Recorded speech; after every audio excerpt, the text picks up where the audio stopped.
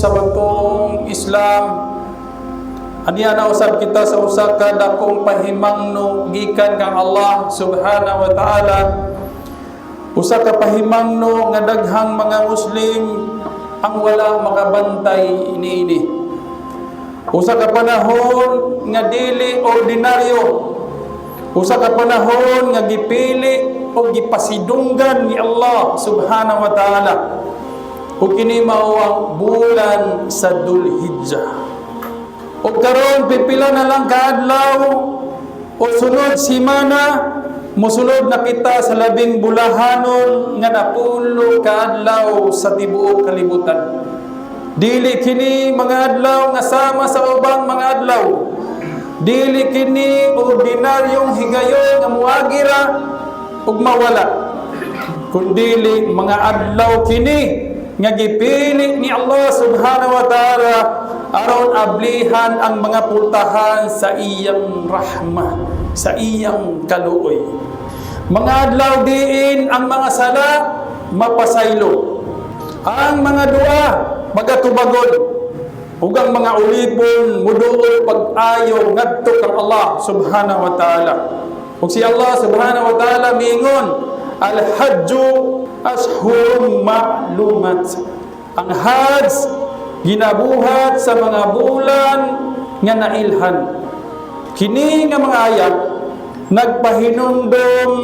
nagpahinumdom kanato nga adunay mga bulan nga gipili si Allah subhanahu wa ta'ala alang sa hajj. Ug usa niini mao ang bulan sa Dhul-Hijjah. Usa sa upat sa sagradong bulan sa Islam. Apan mga igsoon, dili nato hunaw-hunaw nga kini nga bulan alang lamang sa mga anaa didto sa Makkah. Dili lamang kini para sa mga nagsulod ug ihram. Dili lamang kini para sa mga nagtawaf sa Kaaba.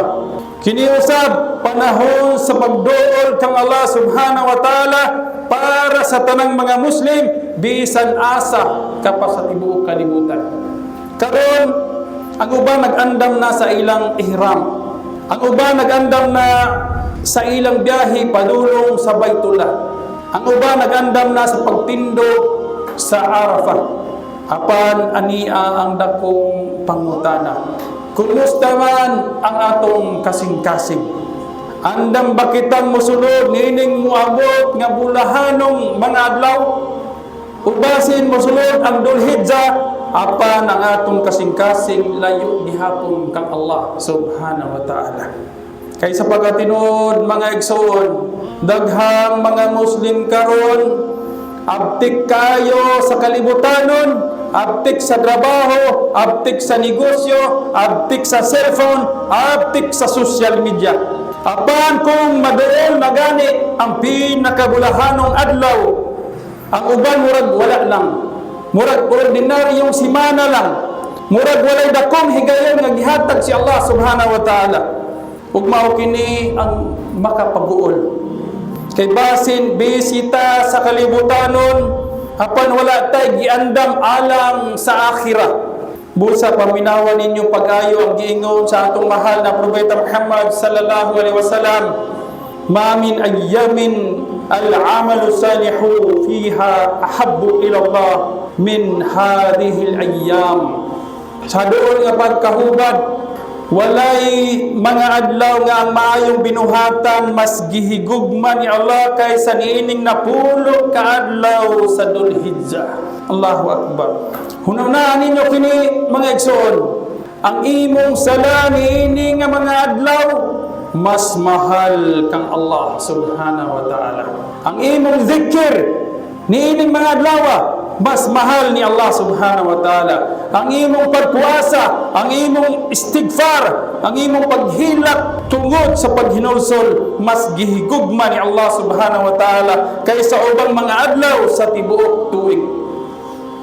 Bisan gani ang mga sahaba radhiyallahu anhum nakurat sa kadako sa bili niining mga adlaw, nangutana sila, ya Rasulullah, mas dako pa ba kini sa jihad fi sabilillah? Ang propeta mitubag sallallahu alaihi wasallam, bisan pa sa jihad, gawas lang sa tao nga migawas uban sa iyang kinabuhi o kaptangan o wala na mibalik.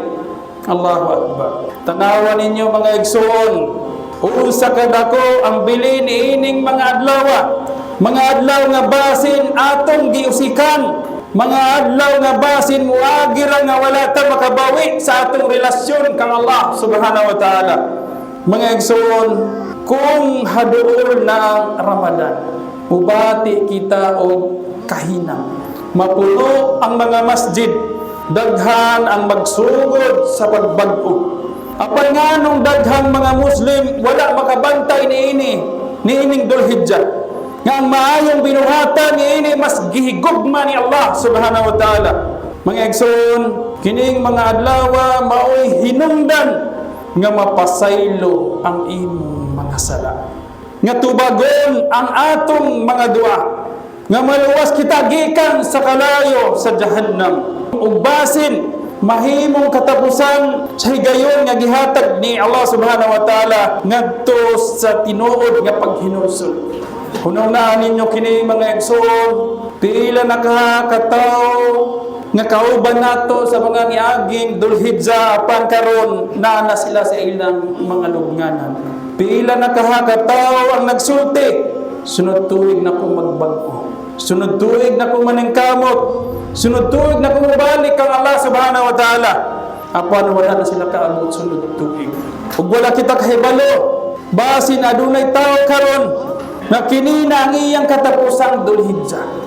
Busa dili nato usikan kining mga adlaw mga igsoon, padaghanon nato ang la ilaha illallah, subhanallah, alhamdulillah, Allahu Akbar, istighfar, tilawa sa Quran, sadaka, birrul walidain, ug tinuod nga paghinulsol ngadto kang Allah subhanahu wa ta'ala. Ug labi na ang umaabot nga adlaw sa Arafah, usalamang kaadlaw ug paminawa ang sa atong mahal nga propeta Muhammad sallallahu alaihi wasallam. Ang pagpuasa sa adlaw sa Arafah, akong gilauman kang Allah nga mapapas niini ang mga sala sa milabay nga tuig ug sa umaabot nga tuig. Allahu Akbar. Usa ka adlaw apan duha ka tuig nga sala mahimong mapasaylo pinaagi sa rahma ni Allah subhanahu wa ta'ala. Ug sa adlaw sa Arafah, si Allah subhanahu wa ta'ala magpasigarbo sa mga hujjaj ngadto sa mga malaika.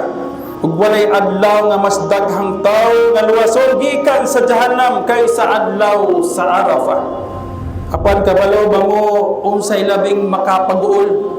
Daghang mga Muslim kung musulod na ang Dhul-Hijjah nga walay paghinulsol, walay pagbasa sa Quran, walay zikir, walay pag-andam, ug basin mahuman na lang ang napulo ka adlaw, wala gyud na daw ngadto sa akhirat. Mga igsoon sa pagtuong Islam, hunaw na kini pagayo, basin kini na ang katapusang Dhul-Hijjah sa atong kinabuhi, basin kini na ang katapusang higayon nga gitawag kita ni Allah subhanahu wa ta'ala, ug basin sa sunod Dhul-Hijjah ang uban kanato na nasa ilaw sa yuta. Si Allah subhanahu wa ta'ala mingon, wa dhakkirhum bi ayyamillah. Sa dulo pagkahubad, pagpahinumdumi sila sa mga adlaw ni Allah. Sa ato pa, walay pagduha mga igsoon, ang napulo ka adlaw sa Dhul-Hijjah, usa sa labing dakong mga adlaw ni Allah subhanahu wa ta'ala. Busa ang wais na Muslim, ang maalamon nga Muslim, dili niya pasagdan kini nga mga adlaw nga muagi nga walay pagduol kang Allah subhanahu wa ta'ala. Kay siya nasayod nga basin kini na ang katapusang higayon nga paghinulsol sa dili pa siya tawgon ngadto sa iyang lubnganan. Mga igsoon sa pagtuong Islam, ang problema dili kay kulang kita sa panahon, kundi usahay kulang kita sa pagtagad niining mga adlaw nga gihigugma ni Allah subhanahu wa ta'ala. Kay pila na ka Dhul-Hijjah ang milabay sa atong kinabuhi, apar pila na kahaniana ang tinuod natong nagamit alang sa akhirat. Pila na ka oras ang nasayang sa kalibutanon, Apan gamay ra ang panahon nga gigahin alang kang Allah subhanahu wa ta'ala. Busa dili nato kini usikan nga mga adlaw kay basin kini na ang katapusan Dhul-Hijjah nga gihatag ni Allah subhanahu wa ta'ala.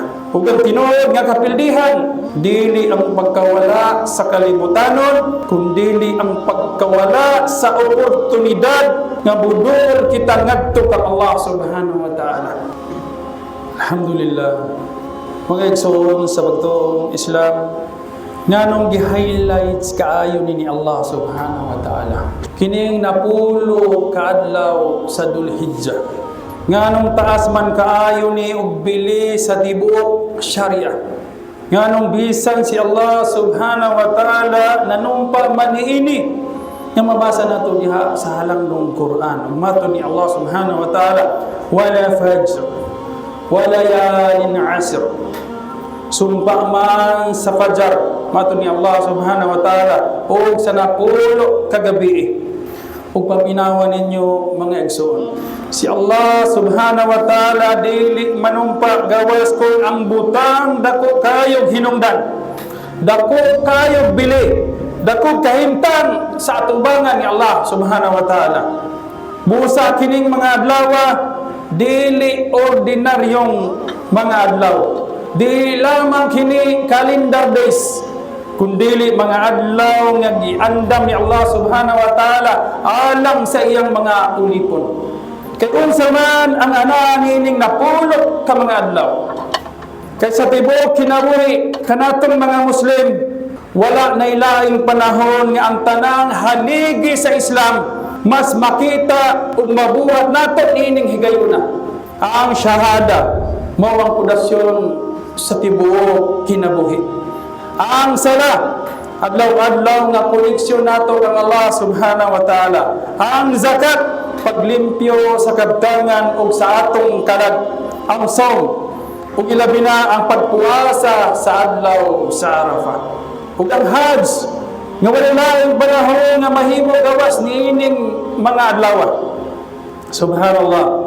Murag ang tibuok Islam gipahimutang ni Allah subhanahu wa ta'ala sulod niining napulot ka mga adlaw. Busa mga igsoon, kining mga adlaw dili lamang para sa pagsimba, kundi para ipakita kung kinsa gyud ang tinuod nga mga Muslim. Muslim sa sala o sa dua. Muslim dinhi sa kalibutan o sa akhirah. Muslim nga buhi sa kasing-kasing ug dili lamang sa lawas nga naglihok. Ug dili lang ni para sa individual, kundi para sa pamilya, sa tibuok komunidad ug sa atong relasyon sa usag-usa. Kay daghan kayo karon nga mga panimalay na ay Islam sa ngalan, pero kulang sa Islam sa kasing-kasing sa panimalay. Busa kining napulo ka mga adlaw, usa ka oportunidad nga mahunong una kita niining kalibutan ug mulingkod kita uban sa atong pamilya. Ug ipasabot nato sa atong mga anak kinsa si Allah nganong importante ang Dhul-Hijjah, nganong dili nato kalimtan ang akhirah, ang pikas kinabuhi. Kay kung dili nato itanong karon kinsa man ang muani niini sa umaabot. Mga igsoon, ang Islam dili lang alang sa masjid, kundi sa balay, sa kasing-kasing, sa adlaw-adlaw natong panginabuhi. Busa pahimusli kining mga adlaw, kay basin kining mga adlaw nga atong ipasagdan karon, mauday ang atong basulan atubangan ni Allah subhanahu wa ta'ala. Ya Allah, pahimusli kami niining napulo kaadlaw sa Dhul-Hijjah. Limpyuhi ang among mga sala, dagko man o gagmay, ug ayuha ang among relasyon sa usap-usa isip imong mga ulipon. Amin ya Rabbil Alamin.